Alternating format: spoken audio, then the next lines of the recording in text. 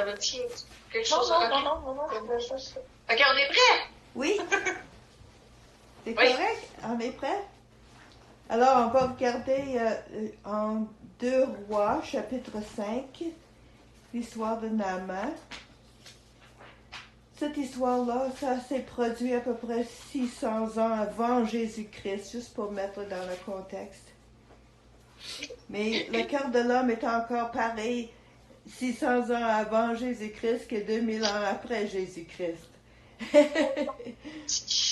Attends un petit peu. Je vais mettre notre micro sur mute pour Ok. qu'on puisse bien t'entendre dans la vidéo parce que mes garçons, ils font du bruit en haut. Ok. C'est comme ça dans la vidéo, on va bien t'entendre. Mais si jamais tu veux qu'on parle, je vais ouvrir mon micro. Ok. Et là, on va-tu voir nos immeubles dans la vidéo? Ben, c'est-à-dire, je peux les enlever, là. Ah, bon, oui, je les enlève bien. Non, mais tu sais, je peux mettre dans la vidéo, je peux juste mettre la vidéo à Linda, là. Je peux faire ce que je veux. OK. All is Ben, well. je trouvais pas ça poli d'avoir mes pieds. OK, on est prêt pour de vrai. Ok, puis si jamais t'as un commentaire, quelque chose, là, n'a qu'à parler.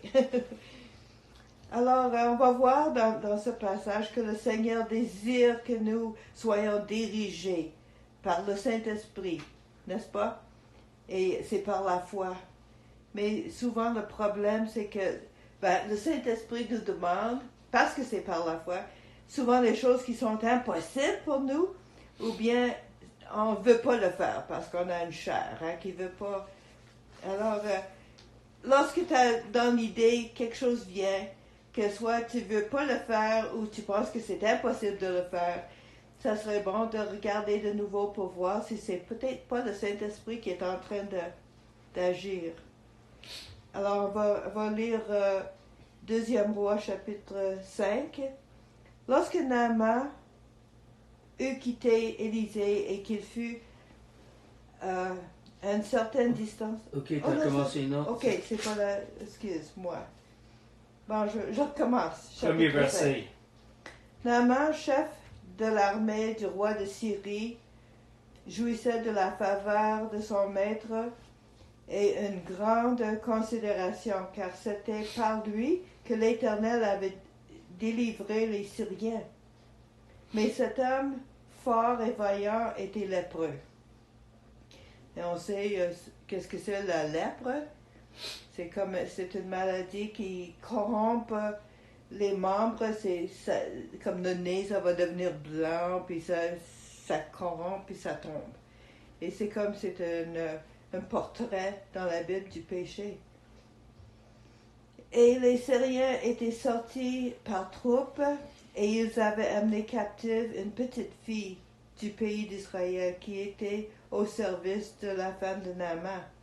Et elle dit à son maîtresse, « Oh, si mon Seigneur était auprès du prophète qui est à Samarie, le prophète le guérirait de sa lèpre. » Naaman alla dire à son maître, « La jeune fille du pays d'Israël a parlé de telle et telle manière. » Et le roi de Syrie dit, « Va, rends-toi à Samarie, et j'enverrai une lettre au roi d'Israël. » Il partit, prenant avec lui 10 talents d'argent, 10 000 cycles d'or et 10 vêtements de rechange, tous des cadeaux pour le roi d'Israël, parce qu'il s'attend que le roi d'Israël le guérit.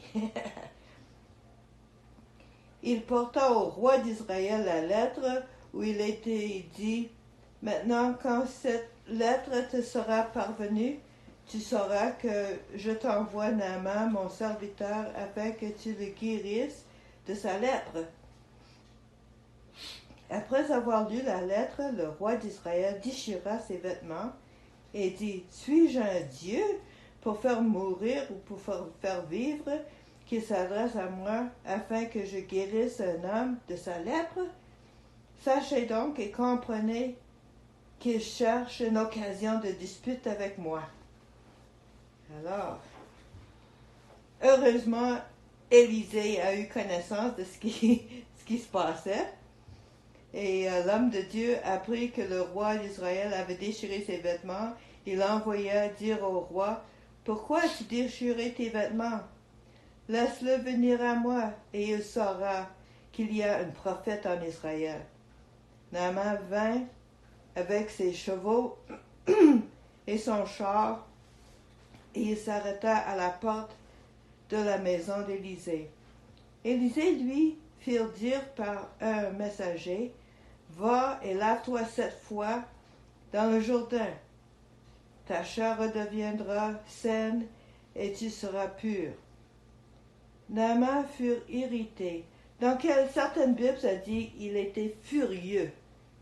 Et pourquoi est-ce qu'il était furieux? Il dit, il s'en allait en disant, voici, je me disais, il sortira vers moi et il se présentera lui-même, il invoquera le nom de l'Éternel, son Dieu, il agitera sa main sur la place et guérira le lépreux.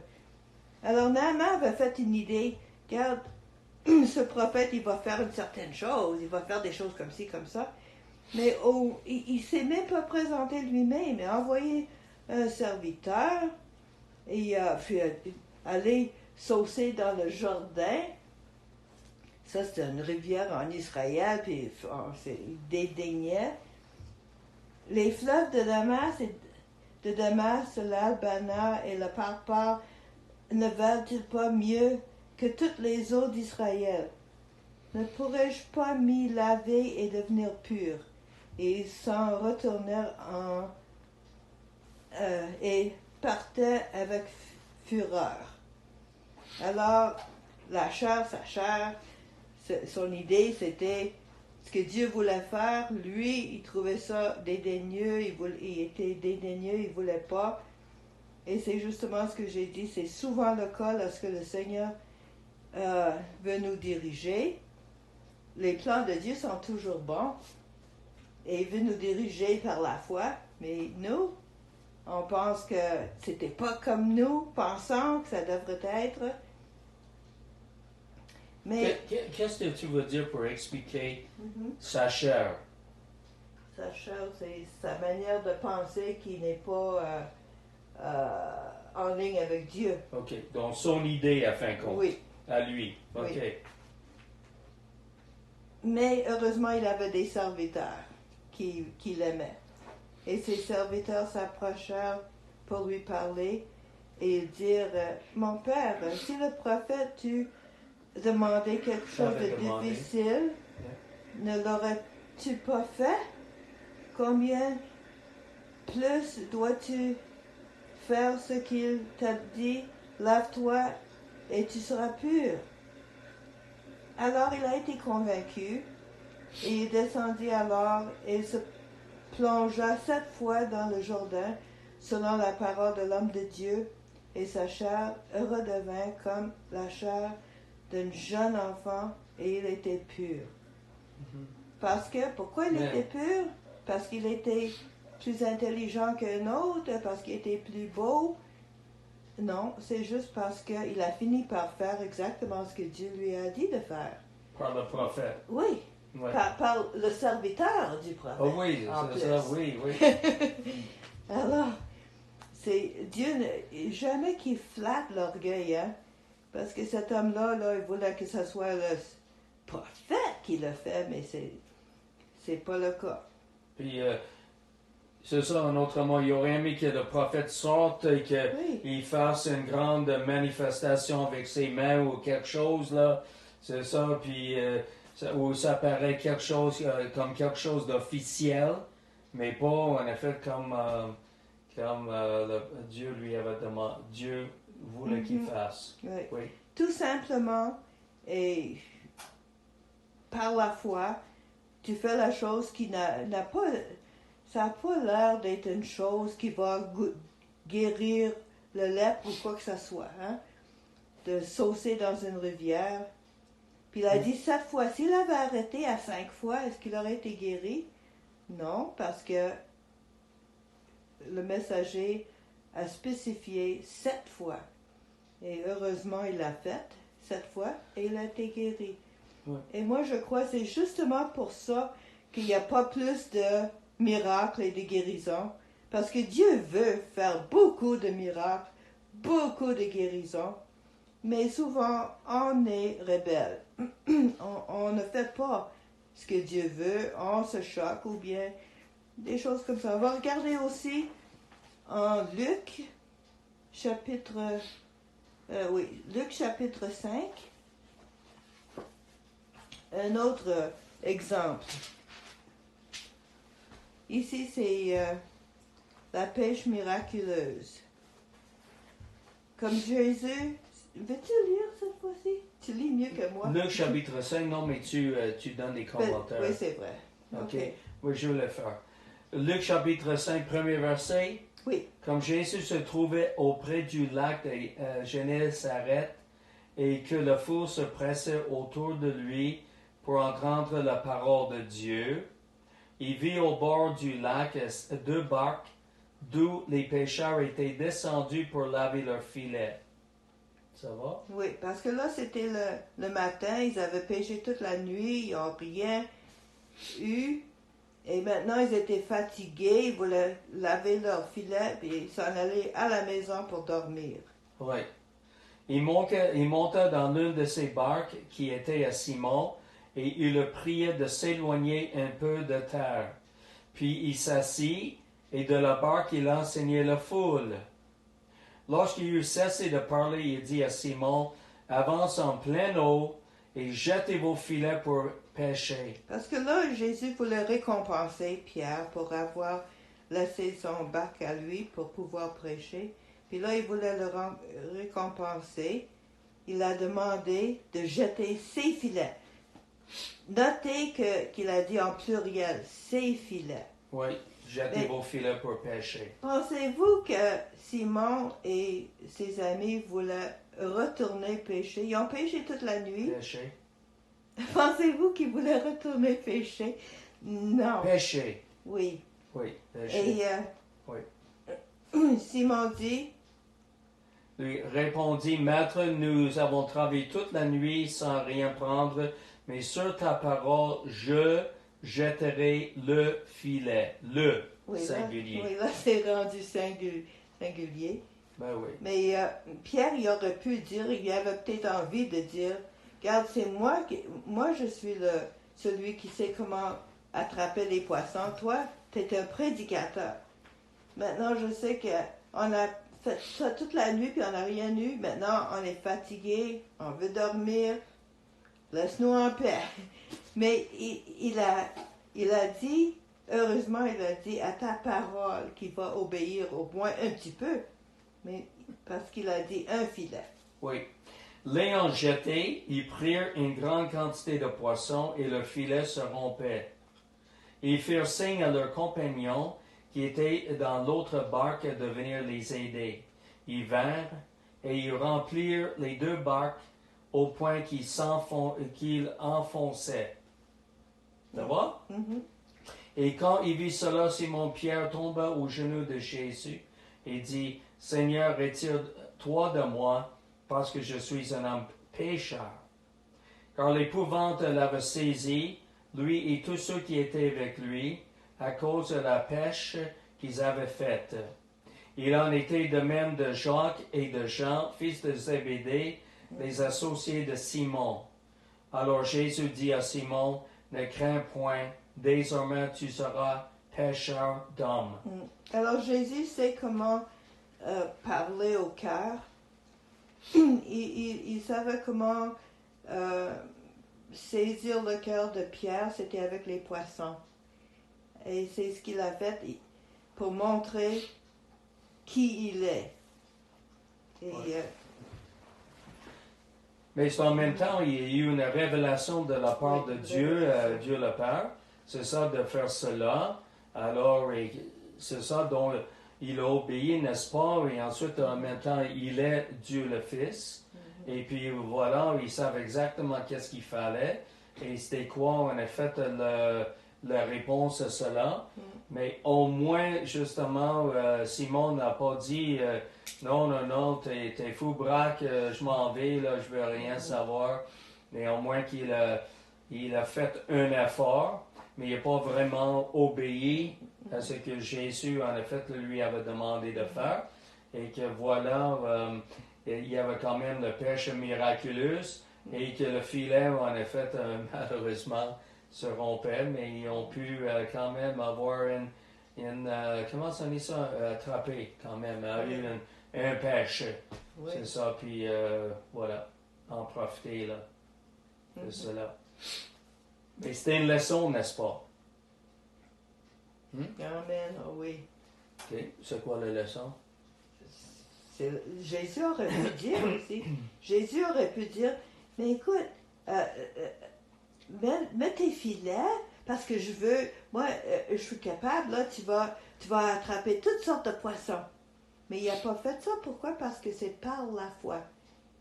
Et par la foi, c'est on obéit sans savoir, avec certitude, mais savoir par la foi que ça va être comme Dieu dit. Alors ça, c'est deux exemples que j'ai pu partager pour montrer que ça prend la foi pour obéir et pour recevoir de Dieu. C'est ça, pour Amen. avoir des récompenses. Oui. Ça veut dire oui. Voilà. OK, c'est bon. Oui. Arrête. Alors, Mais j'ai une question. Oui. Mais attends. Parce que moi, je trouve que dans les... José, fait un petit commentaire. Puis, de toute façon, je suis un peu d'accord avec ce qu'elle a dit. C'est que les deux ont fini par obéir. C'est Naaman a obéi. Oui. Ses serviteurs qui l'aimaient l'ont poussé à... Regarde, c'est pas compliqué, se jeter dans l'eau, là, jette-toi donc dans l'eau. Mais il avait pas l'air de... Tu sais, il l'a fait, mais il avait pas l'air de croire que ça allait produire quelque chose. Mais... C'est un petit peu la même chose avec Simon-Pierre aussi. Tu sais, il dit, sur ta parole. Oui. Tu sais, il l'a fait, il a été obéissant. Oui. Mais c'était, sur ta parole, Jésus, je veux te faire confiance, mais lui, il avait pas l'air, pour lui, là, il avait pas l'air d'avoir la foi. Tu sais, c'est plus, ok, Jésus, tu l'as dit, je vais le faire, là, mais je m'attends pas à grand-chose. Ouais. Mais c'est l'obéissance. Et Dieu a agi. Oui, Dieu a béni. Dieu a béni l'obéissance. Oui. Moi, c'est ce que je vois. Oui. L'obéissance était toute la foi qu'il fallait. Parce que ça a pris la foi pour être obéissant. Je sais pas, Est-ce que tu parles pour être obéissant? Les deux, ça a pris une certaine foi pour être obéissant. Okay. Oui. Mais dans le cas, par exemple, de Pierre, c'était une obéissance partielle. Oui, parce qu'il avait dit mettre les filets, puis il a dit ça, on va mettre le filet. Mais voilà, avoir la grâce de Dieu. Dieu est tellement un Dieu de grâce parce qu'il quand même il y a eu une pêche miraculeuse malgré le fait qu'il a obéi d'une façon partielle, n'est-ce pas? Oui. C'est ça.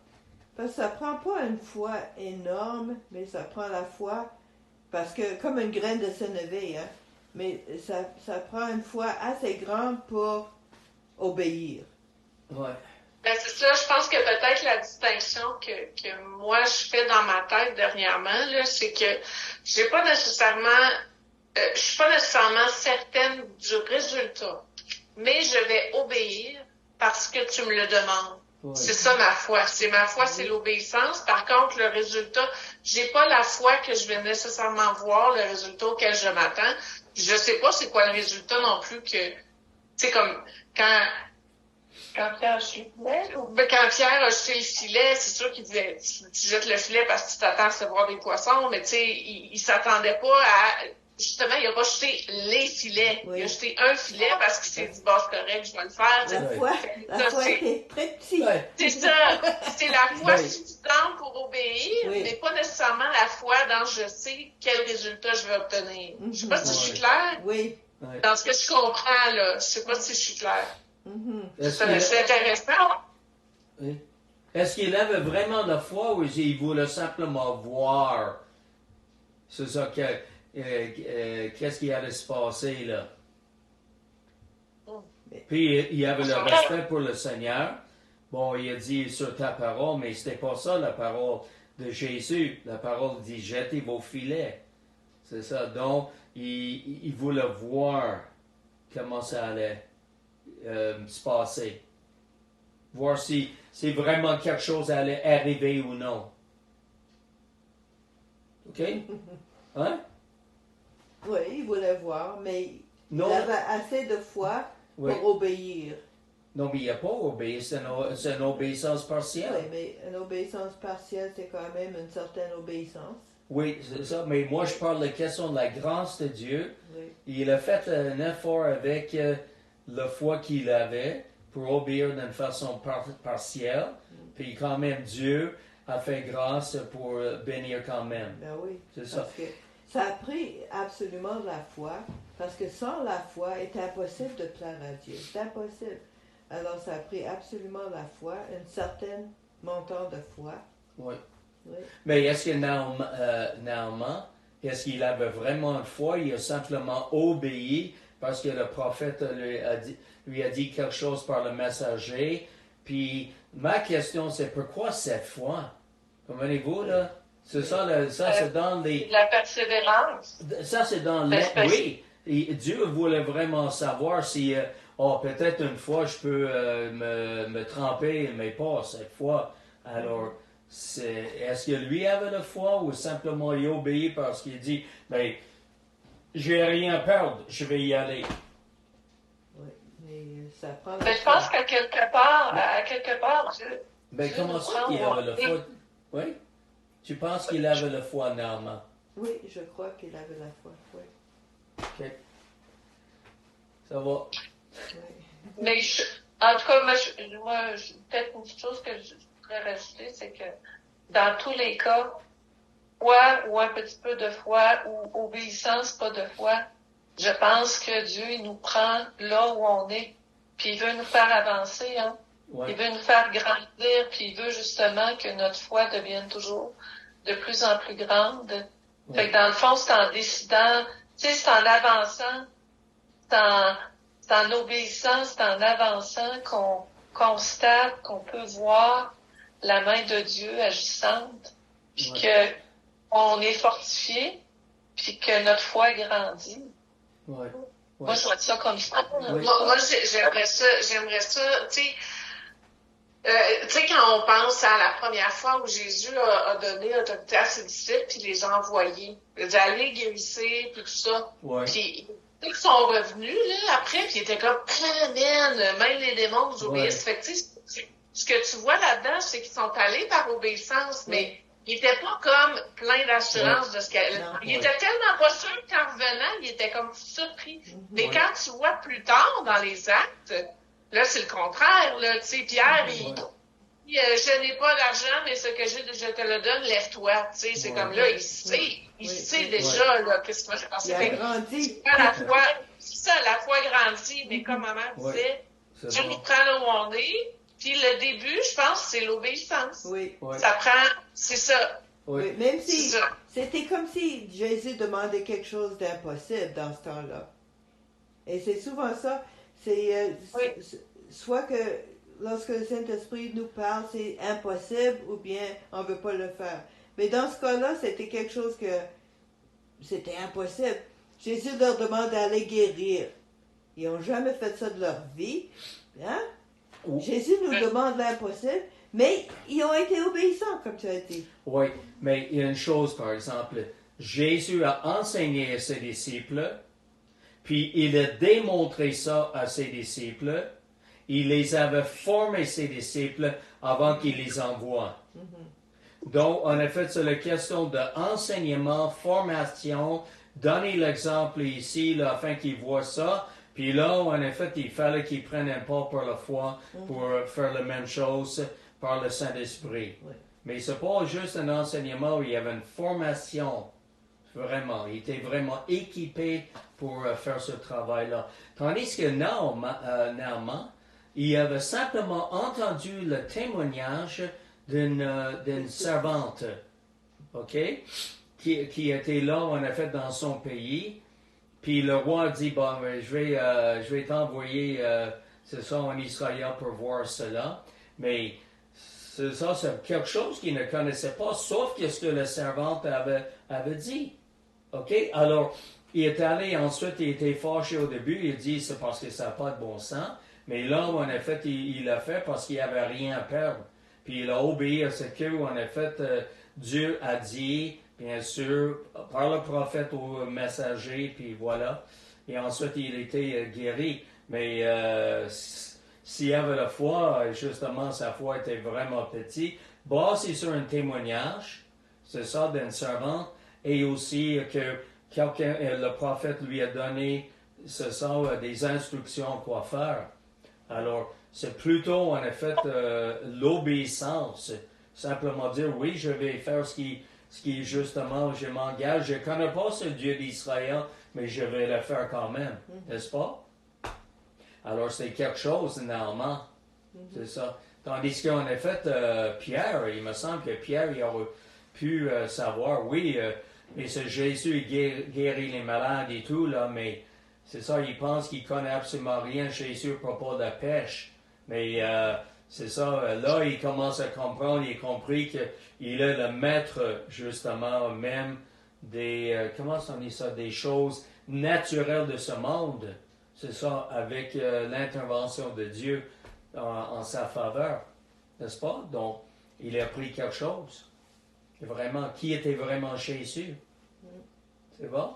Et il me semble qu'il aurait dû savoir plus cela, mais c'est encore une révélation comme Denise a. Plus de révélation, plus de foi. La foi grandit. C'est ça, pour accomplir les plus grandes choses pour Dieu. C'est bon? Amen? Moi, j'aime bien la partie où tu disais, Linda, quand tu parlais du prophète, pas du prophète Naaman, là, mais de Naaman, là, à quel point des fois, on s'imagine, on pense que Dieu va procéder de telle et telle façon, Oui. puis souvent, c'est tellement pas ça. Non. C'est vrai. tellement pas ça. Oui. Oui. Fait que c'est un exemple vraiment flagrant là, de cette réalité-là. Hein. Oui. Moi, excuse-moi, parce que dans la même veine, moi, j'ai trouvé ça m'a frappé quand tu as dit, tu sais, Dieu flatte pas notre orgueil. Parce que, tu sais, Naaman est vraiment présenté comme quelqu'un, tu sais, il est fort, il est victorieux, c'est un tough, puis il est respecté par le roi parce qu'il peut accéder tout de suite au roi, je dirais, tu sais, ça a l'air de vraiment quelqu'un haut placé. Fait que c'est normal, justement. Lui, il se dit, ah ben là, je mérite les honneurs de Dieu à mon rang, alors c'est le prophète qui va venir me voir. Mais non, Dieu flatte pas notre orgueil. Non. Tu sais, c'est vrai, il envoie le Exactement. Oui, exactement. Oui. Ça me fait penser en Angleterre, là, dans le passé, il y avait un roi, puis ensuite, ses cavaliers, il les faisait venir, puis ils se mettent à genoux, puis ils prenaient l'épée, puis ils touchaient en effet une épaule, puis ils touchaient un autre. C'est ça pour les reconnaître comme Chevalier. Chevalier, exactement. Alors, il n'a pas fait ça avec Naaman. Non, c'était pas quelque chose, en effet, d'extraordinaire. Rien de spécial. Non, c'est ça, exactement. Donc, Naaman, c'était aller contre, en effet, son raisonnement pour finalement aller se tremper, en effet, dans l'eau. 7 fois. Et c'est la même chose pour Jéricho. Il a demandé au peuple d'Israël de passer, en effet, pendant 6 jours, une fois, puis le 7e jour, 7 fois autour des murailles de Jéricho. Ben, c'est ça, on dirait, en effet, militaire, d'une façon militaire, OK? C'est la folie, ça. Oui. Qu'est-ce que ça va accomplir? Mais c'est Dieu, en effet, qui a des façons, des manières il sait ce qu'il fait, là. C'est ça. Une fois, lorsqu'on était dans l'Ouest canadien, on était dans une réunion et moi j'étais assis à terre, plusieurs étaient assis en train de prier et il y avait deux jeunes hommes qui passaient avec une barre en fer. Ça a pris 2 hommes pour le transporter parce que c'était tellement pesant. Mais ils l'ont lâché sur mes genoux, leur barre de fer. Et le 12 heures, oh, c'était horrible. Je pensais que mes 2 genoux étaient brisés. J'ai appelé Glenn, j'ai dit, va m'appeler une ambulance parce que là, il faut que j'aille à l'hôpital. Glenn est allé, mais il n'est pas allé chercher une ambulance, il est allé chercher Élie, celui qui était en charge de la réunion. Puis Oui. lui est venu à la course, il a prié pour moi, il a prié que le traumatisme puisse partir. Oui. Et Et lorsqu'il la douleur et la tout. douleur, La guérison. et après qu'il a fini de prier, ça restait pareil. Là. J'avais terrible douleur. Je voulais me cacher en dessous des chaises et rester à terre, rester là couché. Mais j'ai entendu dans mon cœur, dans ma tête, j'ai entendu pas une voix audible, mais en dedans de moi, Oui. ça disait lève-toi, lève-toi, lève-toi, lève-toi, lève-toi, comme ça. Et je me suis dit, ben ça c'est pas mon idée.